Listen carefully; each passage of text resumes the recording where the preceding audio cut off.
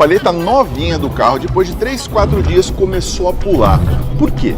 A borracha ela tá subindo, trepidando. O rodo, ele deveria subir assim, Exato. né? E descer assim, certo? Exatamente. Só que ele tá subindo assim e quicando, perfeito? Exatamente. Esse é o famoso pulando, né? A borracha tá pulando no vidro. Tem como a gente medir? Tem sim. A gente trouxe um goniômetro, né, para fazer essa medição. Vou simplesmente tirar a sua palheta aqui do local.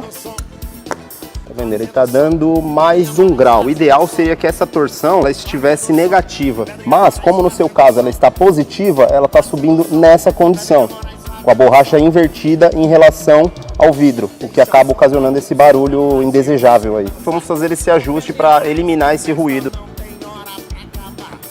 Aqui ele está ajustado, está com menos 3. E você percebe, olha, eu levanto e abaixo a palheta, ó, o rodinho tá no lugar certinho, preparado, diferente de como estava.